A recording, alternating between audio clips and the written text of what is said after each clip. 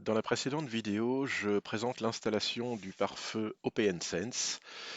Ici, je vais présenter la configuration du proxy qu'on intégrera donc dans l'OPNsense en vue de filtrer des requêtes vers des sites pornographiques, réseaux sociaux et également filtrer la publicité.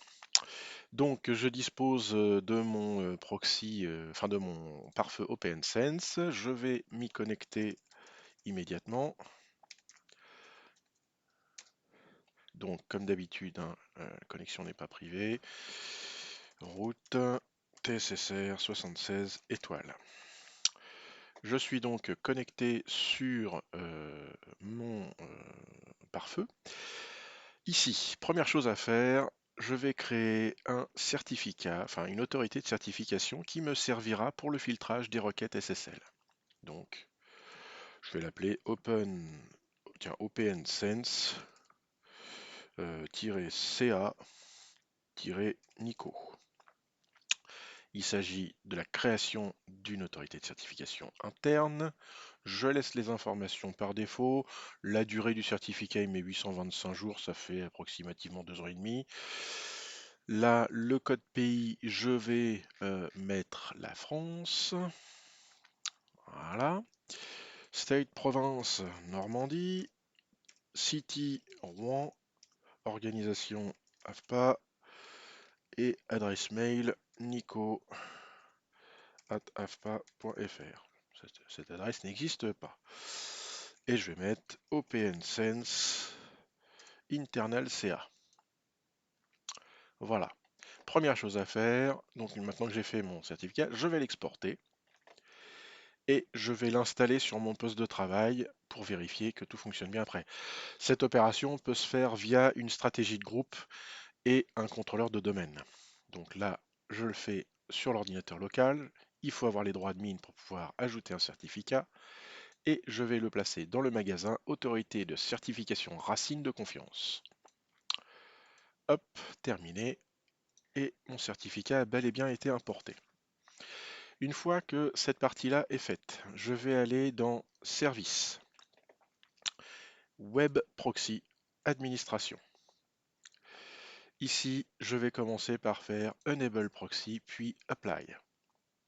Ça, c'est assez rapide. Après, je vais sélectionner Local Cache Settings et je vais activer le cache. Apply.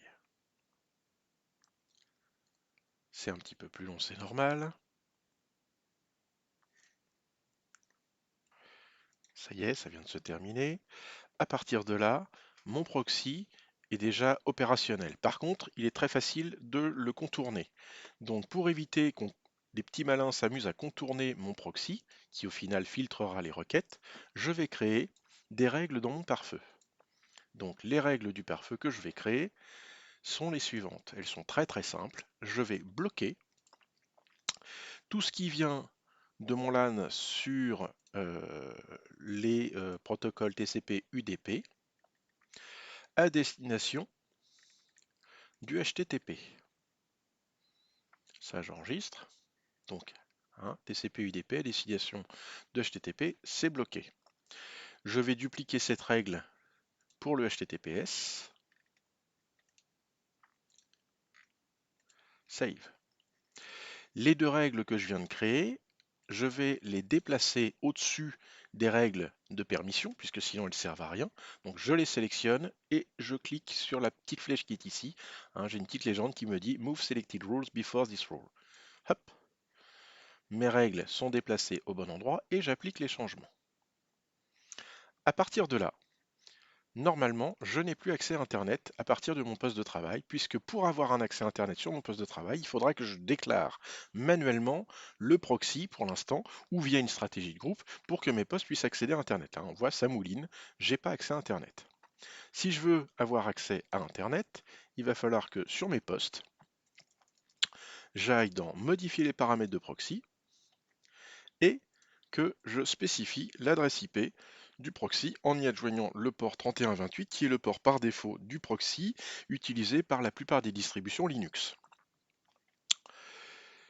En validant ça, normalement à partir de là, j'ai accès à Internet. On voit tout de suite que les résultats sont un petit peu plus probants. Je vais essayer d'aller sur un site classique, hein. Déjà, on voit que la recherche fonctionne. Et maintenant, je peux accéder à Internet. Donc déjà, là, j'ai configuré mon pare-feu et donc mon proxy de manière à ce que toutes les requêtes Internet passent par le proxy, mais on voit que je suis obligé de passer sur mes clients au niveau de la configuration, d'ajouter une configuration pour le proxy. Alors, c'est pas forcément très confortable. Deux, des petits malins pourraient s'arranger pour contourner ça en mettant une autre adresse de proxy. Donc, l'idée, ce serait de ne pas avoir à mettre cette option. Donc là, je vais fermer mon onglet. De ne pas avoir à mettre cette option de proxy et que malgré tout, toutes les requêtes que j'exécute passe quand même par le proxy. Donc là, si j'enlève cette case, là donc, alors, on a l'impression que c'est accès Internet, je vais changer de site parce que ça va éviter du cache. Voilà, phone Android. Voilà, j'ai enlevé le proxy sur mon Windows 10, ça ne fonctionne plus. L'idée étant de trouver une solution pour que ça refonctionne à nouveau. C'est là qu'on va avoir besoin du petit certificat que j'ai fait tout à l'heure. Je retourne dans Web Proxy, Administration, et ici, je vais choisir General Forward Settings, et ici, je vais avoir deux petites cases intéressantes. Ici et ici, à ajouter. Enable Transparent Proxy, ça va permettre que toutes les requêtes vers Internet passent automatiquement à travers le proxy, mais pour ça, pour que je puisse aussi avoir des inspections sur les pages sécurisées, ici j'ai Enable SSL Inspection, donc je vais devoir ajouter le certificat qu'on a créé au préalable. Ici, je fais appliquer. Donc après quelques minutes, parce que des fois c'est un petit peu long à appliquer, mon proxy serait presque opérationnel. Contrairement à un pfSense, ici je vais avoir deux petites actions à réaliser. Je vais avoir des règles NAT à créer. OpenSense, dans sa grande bonté, nous a mis un petit assistant pour les créer en quelques clics. Ici, il suffit de cliquer sur le petit i en face de Enable HTTP Proxy et de faire Add New Firewall Rule. Donc, il me génère automatiquement une règle qui correspond exactement à ce que je veux faire. Donc, j'ai juste à faire Save. Pour l'instant, je ne vais pas faire Apply Changes. Je vais retourner dans les services, Web Proxy, Administration, puisque j'ai changé de menu. Je retourne ici et je vais faire exactement la même chose avec l'autre Enable SSL Inspection. Et ici, j'ai également Add New Firewall Rule.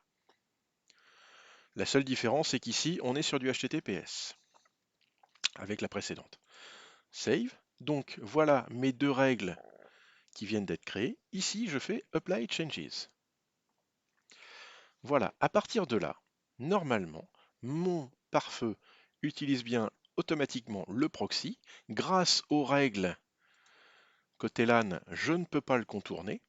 Donc, je dois pouvoir avoir désormais un accès à Internet. Donc, je vais vérifier ça tout de suite. Je vais taper Phone Android, comme j'avais tapé tout à l'heure. Ah, déjà, ça répond instantanément.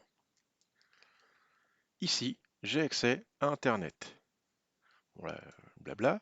Je vérifie quand même que j'ai pas oublié d'enlever mes paramètres de proxy, mais normalement, j'ai pas oublié de les enlever. Voilà, donc j'ai pas de proxy d'activer, mais toutes mes requêtes passent quand même par le proxy. Alors c'est vrai que visuellement comme ça, comment on peut déterminer si mes requêtes passent par le proxy? Eh bien, c'est quand on va mettre en place le système de filtrage de requêtes qu'on va vraiment voir que ça passe par le proxy. Donc pour ça, je vais aller dans Service, Web Proxy, Administration, et je vais aller chercher dans le mode avancé ici, je crois. Eh bien non, c'est pas là. Non, c'est directement dans Remote Access Control List. Et ici, je vais aller chercher, je vais créer un lien vers une blacklist de sites préexistantes. Alors, il en existe plusieurs qui sont disponibles, notamment en France, enfin depuis la France. Donc, il y a une blacklist qui vient de l'Université de Toulouse, qui est probablement une des meilleures blacklists qui s'adapte très bien aux différents produits par feu. Et il y en a une autre qui s'appelle la Chalaliste, donc c'est des Allemands qui font ça. Alors celle-ci, elle est assez démentielle, mais il faut savoir que la blacklist proposée par l'Université de Toulouse est de plus en plus crédible. Donc, la blacklist de Toulouse. Donc ici, je vais créer. Donc, alors il faut créer un lien vers cette blacklist.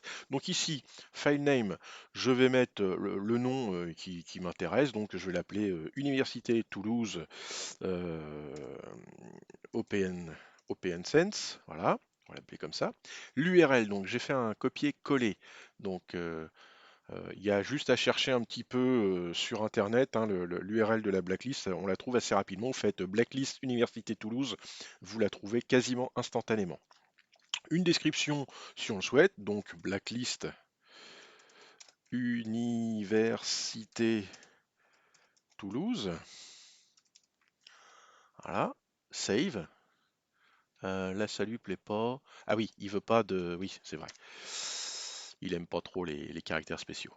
Save. Une fois que j'ai créé donc ce lien, je vais faire download en ACL en apply. Alors attention, le fichier que je vais télécharger est quand même relativement volumineux. On voit qu'il est compressé, c'est un pointard GZ. Donc il va le télécharger et l'appliquer sur le serveur, donc enfin sur le pare-feu. Ça met quand même pas mal de temps selon la puissance de votre machine, selon la puissance de votre accès Internet. Ça peut mettre de 1 à 5 bonnes minutes. Donc je lance ça. Et là je vois que ça mouline, c'est normal. Voilà, au bout d'une bonne minute 30 à peu près, donc ça a arrêté de mouliner. Je vais donc retourner dans une option ici qui me permet d'éditer cette blacklist. Et ici, je vois que j'ai toutes les catégories qui ont été auto-complétées. Et en fait, là, par défaut, il me bloque toutes les catégories. Donc, ce n'est pas forcément très intéressant.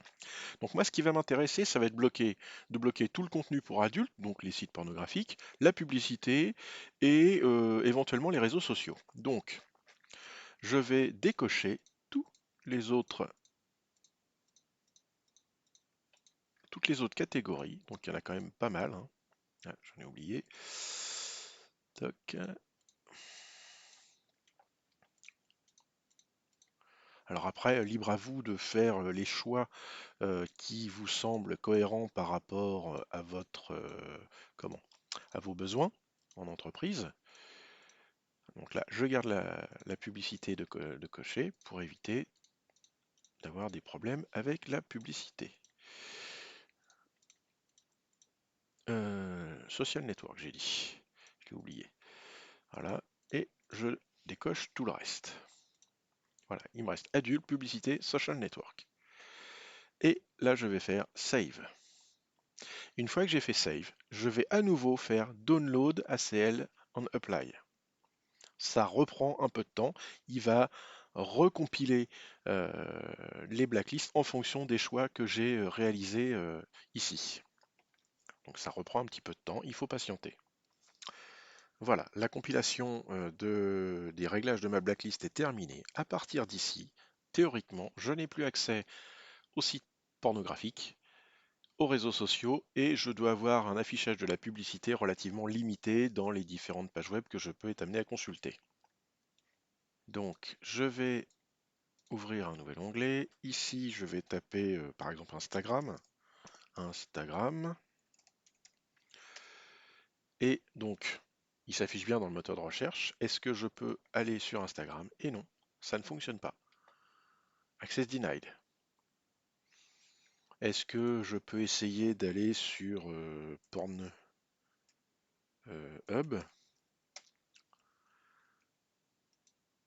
Pornhub ne fonctionne pas. Est-ce que, alors je sais que j'ai un site auquel je vais assez souvent qui s'appelle Frandroid, qui contient souvent, comme beaucoup de sites, de la publicité. Est-ce que j'ai de la publicité qui apparaît en quantité? A priori, non. Je prends le premier lien hein, pour voir. Ah, vous voyez, la publicité, bah, elle s'affiche pas. J'ai juste un bandeau, c'est marqué publicité, publicité, mais la publicité est bloquée par mon proxy. Voilà, j'ai donc mis en place un pare-feu OpenSense sur lequel j'ai configuré le proxy de manière à filtrer les requêtes vers Internet vers des catégories de sites indésirables.